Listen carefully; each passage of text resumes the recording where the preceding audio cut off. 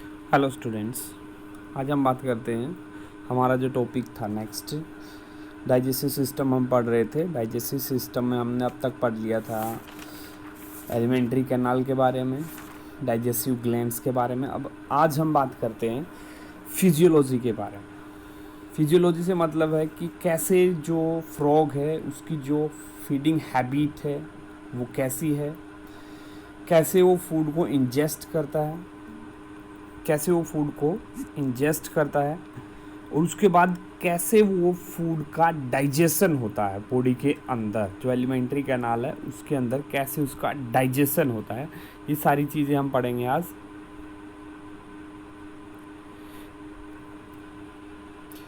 तो सबसे पहले बात करते हैं फिजियोलॉजी में फूड के बारे में।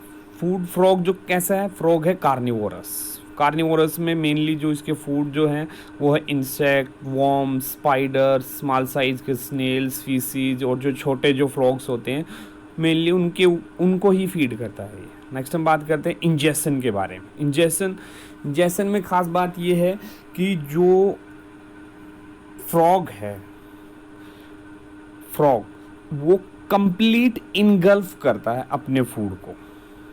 जो उसका फूड है उसको कंप्लीट इनगल्फ करता है। कोई भी इंसेक्ट वगैरह या फिर कोई भी ऐसा फूड जो उसके नियर बाय रीच में है, उस फूड के ऊपर उसकी जो टंग है उसके थ्रू उस टंग के ऊपर वो अटैक करता है। और टंग की खास बात क्या है, टंग है इसकी स्टिकी, और उस स्टिकी टंग की हेल्प से जो फूड है जो फूड है वो फूड उस स्टिकी टंग के ऊपर अटैच हो जाता है। और फिर उसके बाद जो टंग है वो दोबारा से माउथ के अंदर दोबारा से स्पाइरली क्वाइल्ड हो जाती है और जो फूड है डायरेक्ट सीधा माउथ के अंदर चला जाता है।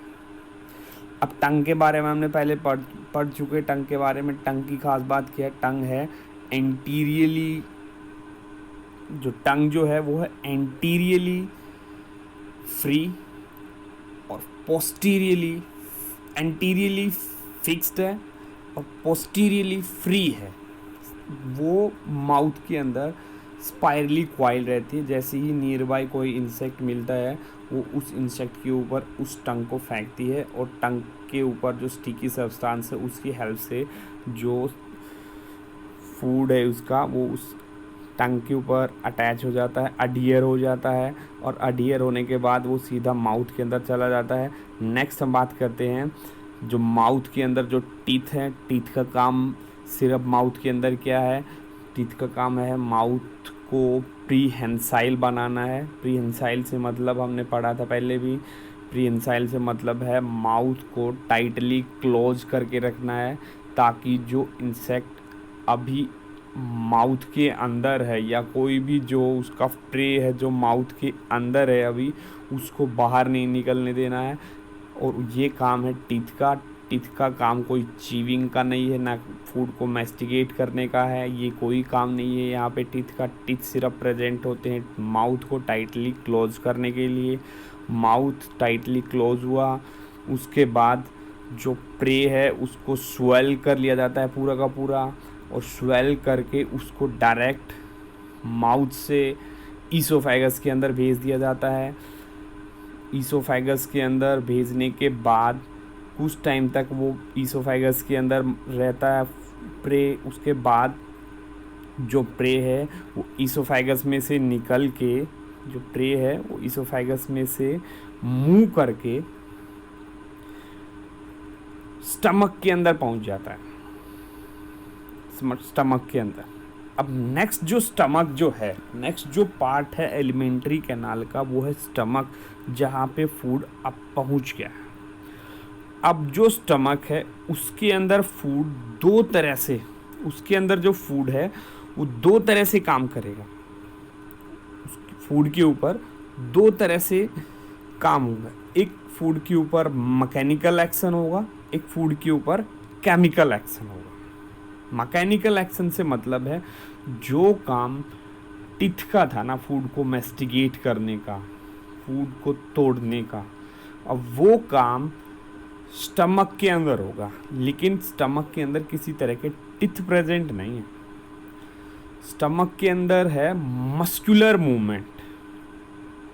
जो वाल्स है स्टमक की, उनकी मस्कुलर जो मूवमेंट है ना, वो फूड को क्या करेंगी, वो फूड को मैस्टिगेट करेंगी, फूड को चरिंग करेंगी, फूड को मिक्स करेंगी जो स्टमक का जो गैस्ट्रिक जूस है ना उसके साथ। ये सारा काम है स्टमक के अंदर। स्टमक के अंदर फूड पहुंच गया, फूड के ऊपर सबसे पहले होगा मैकेनिकल एक्शन। मैकेनिकल एक्शन में फूड को ब्रेक डाउन करना है। ब्रेक डाउन करने के लिए जो वाल्स हैं स्टमक की, वो फूड को मैस्टिगेट करेंगी, चरिंग करेंगी। दूसरा काम होगा फूड को प्रॉपर मिक्स करना है अब गैस्ट्रिक जूस के साथ। वो काम भी किसका होगा, वो काम भी स्टमक की वाल्स का होगा। अब उसके बाद जैसे ही ये मैकेनिकल एक्शन ख़त्म होता है फूड के ऊपर, स्टमक के अंदर शुरू हो जाएगा केमिकल एक्शन। और केमिकल एक्शन में सबसे पहला जो केमिकल है जो फूड के ऊपर एक्ट करेगा उसका नाम है HCl। HCl नाम सुना है, बहुत बार सुना है। अब नेक्स्ट हम बात करते हैं फंक्शन क्या है HCl के। पहला जो फंक्शन है वो है provide acidic medium for the action of pepsinogen. Provide acidic medium for the action of pepsinogen. Pepsinogen अब जैसे जहाँ से HCl सीक्रेट हुआ है ना, gastric juice. Gastric juice mainly दो तरह का है, एक है HCl और एक है पेप्सिनोजन। ये दोनों के दोनों गैस्ट्रिक जूस स्टमक के अंदर पड़े रहते हैं।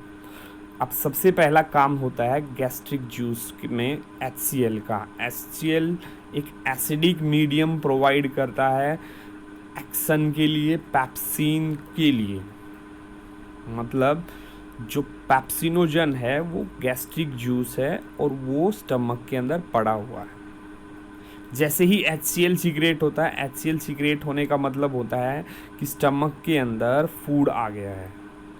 और जैसे ही HCl सीक्रेट होगा ना, तो जो पेप्सिनोजन है वो HCl की प्रेजेंस में पेप्सिन के अंदर कन्वर्ट हो जाएगा। और पेप्सिन एक ऐसा केमिकल है जो प्रोटीन को ब्रेक डाउन करने में हेल्प करता है। तो प्रोटीन है जो फूड है, फूड के जो कैटाबॉलिक, फूड के ऊपर जो कैटाबॉलिक रिएक्शंस होती हैं वो सारी रिएक्शंस एंजाइमेटिक होती हैं। और उन एंजाइमेटिक रिएक्शन में पेप्सिन का बड़ा इम्पोर्टेंट रोल होता है। पेप्सिन वो एंजाइम है जो प्रोटीन का ब्रेक डाउन करता है, प्रोटीन को कन्वर्ट करता है पेप्टोन्स के अंदर।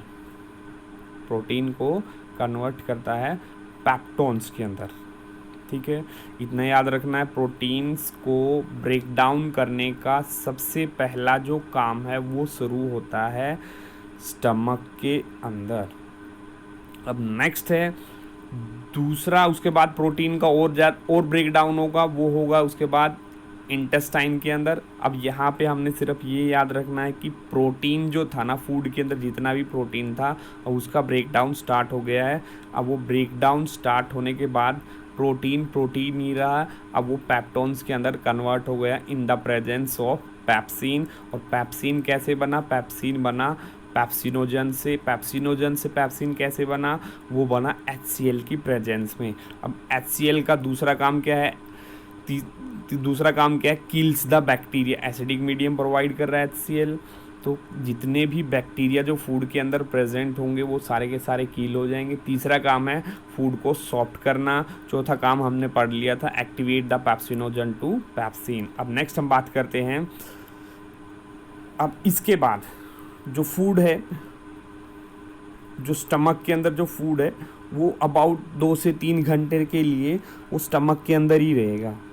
अब जो फूड है वो जो स्टमक के अंदर प्रेजेंट है, अब उसको हम बोलेंगे चिम। वो चिम मतलब वो चूरमे की तरह, जो चूरमा हम खाते हैं ना घर पे, उस चूरमे की तरह हो जाएगा।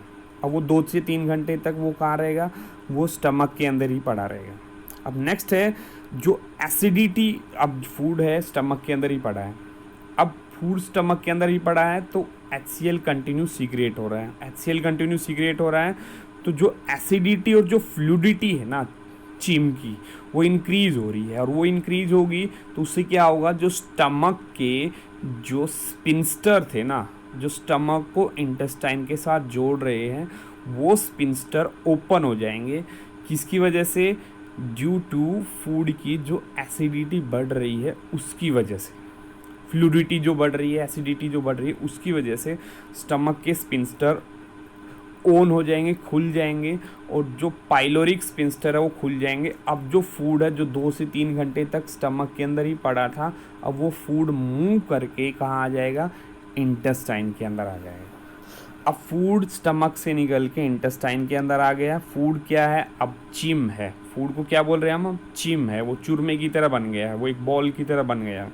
अब नेक्स्ट है इंटेस्टाइन के अंदर फूड आ गया। अब इंटेस्टाइन के अंदर क्या होगा? इंटेस्टाइनल एक्शन होगा। अब इंटेस्टाइन के अंदर एक्शन होगा तो सबसे पहले फूड पहुंचेगा इंटेस्टाइन के ड्यूडेनम में। अब ड्यूडेनम क्या है? ड्यूडेनम वो पार्ट है इंटेस्टाइन का जहाँ पे हिपैटोपेनक्रियाटिक ग्लैंड आके खुल रही हैं। अब जैसे ही ड्यूडेनम में फूड आएगा, हिपैटोपेनक्रियाटिक जो डक्ट थी वहाँ से बाइले जूस पहुँचेगा ड्यूडेनम के अंदर। अब बाइले जूस क्या है? बाइले जूस एक्चुअल में एक एल्कलाइन है। बाइले जूस क्या है? एक्चुअल में एक एल्कलाइन है जो कि फूड को न्यूट्रलाइज करने में हेल्प करता है। फूड को न्यूट्रलाइज करने में हेल्प करता है। दूसरा काम है उसका, फूड को इमल्सिफाई करता है। तीसरा काम है उसका, जो बाइले है वो चेक करता है कोई किसी तरह की बैक्टीरियल ग्रोथ तो नहीं हो रही फूड के ऊपर। उसके बाद उसका काम है, जो फूड है फूड को इमल्सिफाई करना। इमल्सिफाई करने से क्या होगा? जो फैट है वो फैट का डाइजेशन ईजिली होना स्टार्ट हो जाएगा। अभी तक हमने पढ़ा ना कि प्रोटीन का डाइजेशन स्टार्ट हो गया था। अब यहाँ से क्या होगा? बाइले जूस ने क्या कर दिया? फैट को इमल्सिफाई कर दिया, उसको ब्रेक डाउन कर रहा है अभी फैट को, और उससे क्या होगा? जो फैट है उसका डाइजेशन भी स्टार्ट हो जाएगा। अब नेक्स्ट है हिपैटोपेनक्रियाटिक डक्ट नाम था। तो बाइले जूस तो आ गया कहाँ से? लीवर से आ गया। लीवर से कहाँ आया? गाल ब्लैडर के अंदर स्टोर था, और जैसे ही फूड ड्यूडेनम में पहुंचा ना, तो गाल ब्लैडर के जो सिग्नल मिला गाल ब्लैडर को, और वहाँ से बाइले जूस पहुंच गया। पिगमेंट है एक्चुअल में। बाइले जूस क्या है? बाइले जूस एक पिगमेंट है, एक साल्ट है, जिसका काम फूड को न्यूट्रलाइज करना। न्यूट्रलाइज करने से मतलब है अभी तक फूड गैस्ट्रिक ग्लैंड के अंदर, स्टमक के अंदर प्रेजेंट था, वहाँ पे एसिडिक मीडियम था और फूड की एसिडिटी लेवल बढ़ गई थी। अब उस एसिडिटी लेवल को न्यूट्रलाइज करने के लिए एक अल्कलाइन मीडियम चाहिए, अल्कलाइन साल्ट चाहिए, और वो अल्कलाइन साल्ट क्या है? वो है बाइले जूस। अब फूड हो जाएगा न्यूट्रलाइज। अब नेक्स्ट काम स्टार्ट होगा बाइले जूस का। अब बाइले जूस के बारे में हमें पता चल गया, न्यूट्रलाइज कर दिया उसने, फैट को इमल्सिफाई कर दिया उसने बैक्टीरिया की ग्रोथ को चेक किया।